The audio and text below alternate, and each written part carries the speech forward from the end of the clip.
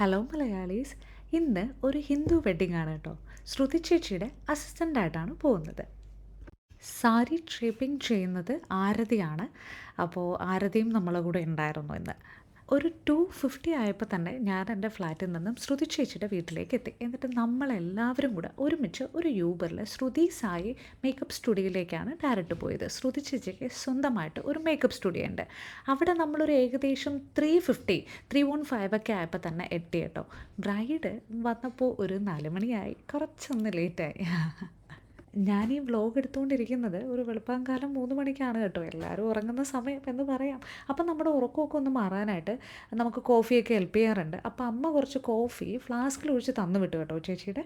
അല്ലെങ്കിൽ നമ്മുടെ ഷോപ്പിൽ വരുന്ന വഴിയിൽ എവിടെയെങ്കിലുമൊക്കെ ഒന്ന് നിർത്തിയിട്ട് കുടിക്കാറുണ്ട്.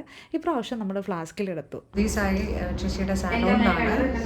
സോ ഇന്നൊരു ബ്രൈഡിനെ നമ്മൾ വെയിറ്റ് ചെയ്തിരിക്കുക അല്ലേ? അതെപ്പോഴും അങ്ങനെ തന്നെയാണ്. ഹലോ, നീ ഇതിലില്ലാത്ത വല്ല ക്യാരക്ടർ പാടില്ല എൻ്റെ ബ്ലോഗിൽ പാടില്ല. അപ്പോൾ നമ്മളെത്തി, ബ്രൈഡിനെ വെയിറ്റ് ചെയ്യാണ്. അതിപ്പോൾ ഒരു ശീലമായി കഴിഞ്ഞു.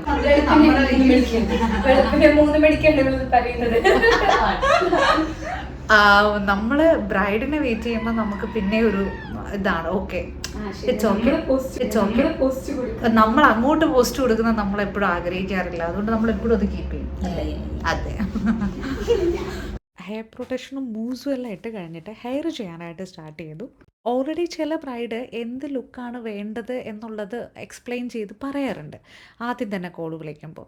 പക്ഷേ ചില ആളുകൾ ആ ദിവസം വന്നിട്ട് എന്തെങ്കിലും ഒരു കാര്യം കൂടെ ആഡ് ചെയ്യണം എന്നുണ്ടെങ്കിൽ തീർച്ചയായിട്ടും പറയാറുണ്ട്. അപ്പോൾ ആ ഡിസ്കഷൻ എല്ലാം കഴിഞ്ഞിട്ട് ശ്രുതി ചേച്ചി മേക്കപ്പ് ചെയ്യാനായിട്ട് സ്റ്റാർട്ട് ചെയ്തു.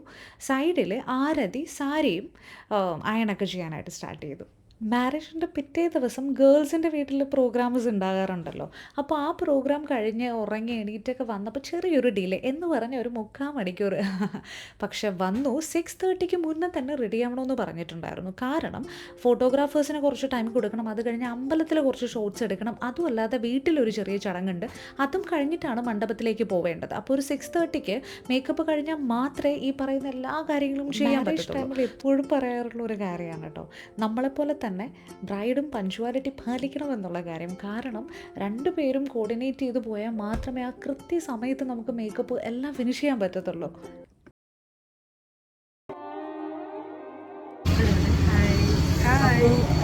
ലേറ്റ് ആയി വരുന്നതേ ഉള്ളൂ, അതുകൊണ്ടാണ് ഒരു ബ്രൈറ്റ്നെസ്സിൻ്റെ കുറവ്. House feeling good. Okay, morning ഇപ്പോൾ ഒരു അറൗണ്ട് 6:30 സംതിങ് ആയി. അപ്പോൾ ബ്രൈഡിനോടും ഗ്രൂമിനോടും എപ്പോഴും മണ്ഡപത്തിൻ്റെ അടുത്തുള്ള ഹോട്ടലാണ് ബുക്ക് ചെയ്യാൻ പറയുന്നത്. കാരണം അവർക്ക് പെട്ടെന്ന് റീച്ച് ചെയ്യാൻ പറ്റും.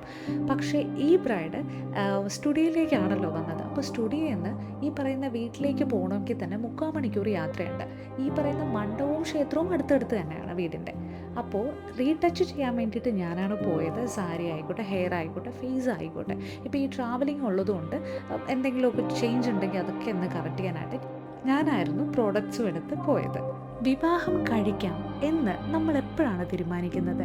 പരസ്പരം 2 വ്യക്തികൾക്ക് സ്നേഹിച്ച് മുന്നോട്ട് മരണം വരെ ജീവിക്കാൻ പറ്റുമെന്ന് ഉറപ്പുള്ളപ്പോഴല്ലേ.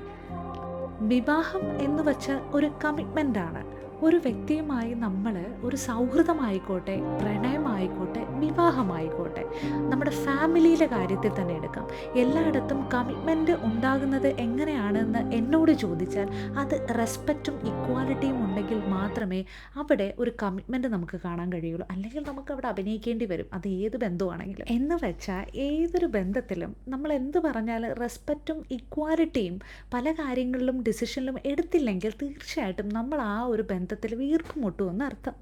അസിസ്റ്റൻ്റായിട്ട് പോകുന്ന സമയത്ത് പ്രോഡക്റ്റ്സ് കൂടുതലും നമ്മൾ ആരെയാണോ അസിസ്റ്റൻറ്റ് ചെയ്യുന്നത് അവരുടേതായിരിക്കും. അപ്പോൾ അതുകൊണ്ട് തന്നെ ശ്രുതി ചേച്ചിയുടെ പ്രോഡക്റ്റുകളെല്ലാം വീട്ടിൽ ലഭിക്കാൻ വേണ്ടി ഞാൻ നേരെ ചേച്ചിയുടെ വീട്ടിലേക്ക് പോയി. മേക്കപ്പ് കഴിഞ്ഞ് ഉടനെ തന്നെ ബ്രൈഡ് വന്നിട്ട് ഫോട്ടോഷൂട്ടിന് പോയി. നമ്മൾ 2ാമത്തെ കാറിലാണ് യൂബർ ബുക്ക് ചെയ്തിട്ട് പോയത്. കാരണം ഒരുമിച്ച് പോകാനായിട്ട് കാറിൽ ഓൾറെഡി സ്പേസ് ഇല്ല.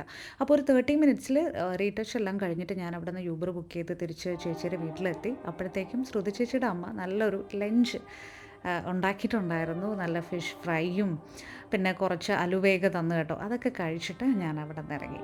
ഇത് വ്ലോഗായതുകൊണ്ട് ഞാൻ പറയുന്ന ഒന്നുമല്ല കേട്ടോ. പാരൻസ് എപ്പോഴും എനിക്കൊരു വീക്ക്നെസ് തന്നെയാണ്. അവർ തന്നെയാണ് എൻ്റെ സ്ട്രെങ്ത്തും.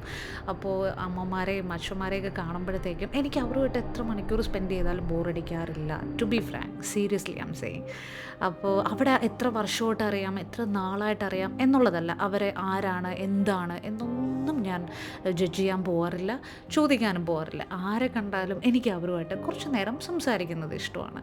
ഞാനത് പറ്റുകയാണെങ്കിൽ ഒരു ക്വാളിറ്റി ടൈം സ്പെൻഡ് ചെയ്തിട്ട് വരും. ചേച്ചിയുടെ അമ്മയെ ഞാനിത് കാണുന്നത് 2ാമത്തെ പ്രാവശ്യമാണ് കേട്ടോ. അമ്മ എന്ന് പറയുന്നത് തന്നെ സ്നേഹമാണ്. മനസ്സ് ഒരുപാട് തണുത്തു അമ്മയായിട്ട് സംസാരിച്ചപ്പോൾ. സ്നേഹിക്കുന്നവരോട് എങ്ങനെ വേണമെങ്കിലും പെരുമാറാം എന്ന ഒരു കാഴ്ചപ്പാട് ഞാൻ വിശ്വസിക്കുന്നില്ല. സ്നേഹിക്കുന്നവരോട് മര്യാദയുടെ ഭാഷയിൽ സംസാരിക്കണം, അവരെ ബഹുമാനിക്കണം, സ്നേഹിക്കണം, പ്രൊട്ടക്റ്റ് ചെയ്യണമെന്നാണ് ഞാൻ വിശ്വസിക്കുന്നത്. അടുക്കള ഭരണമാണ് എനിക്ക് തോന്നുന്നു. ആസ്വദിച്ച് ചെയ്യുമ്പോൾ അത് വേറൊരു ഫീൽ അല്ലേ അമ്മ? നമ്മൾ ഇഷ്ടപ്പെട്ട് അമ്മ ചെയ്യുമ്പോൾ ആസ്വദിച്ചൊക്കെ അങ്ങ് ചെയ്തു പോകുന്നത്. ഇപ്പൊ ഭക്ഷണം കഴിച്ചു, പിന്നെ അമ്മയായിട്ട് കുറച്ചു നേരം സംസാരിച്ചു. ഇത് ശ്രുതി ചേച്ചിയുടെ മോനാണ് കേട്ടോ. എന്നോട് നോക്കുമെന്ന് പറഞ്ഞിട്ട് അവൻ ചെയ്യുന്ന ജിം റോളാണ്. I was so scare. കാരണം അവനൊന്നും പറ്റരുത് എന്ന് മാത്രമേ എനിക്കുണ്ടായിരുന്നുള്ളൂ. അങ്ങനെ അവിടെ നിന്ന് ഞാൻ ഇറങ്ങി കേട്ടോ, കുറച്ച് കഴിഞ്ഞപ്പോൾ തന്നെ. അപ്പോൾ അടുത്ത വ്ലോഗിൽ കാണാം.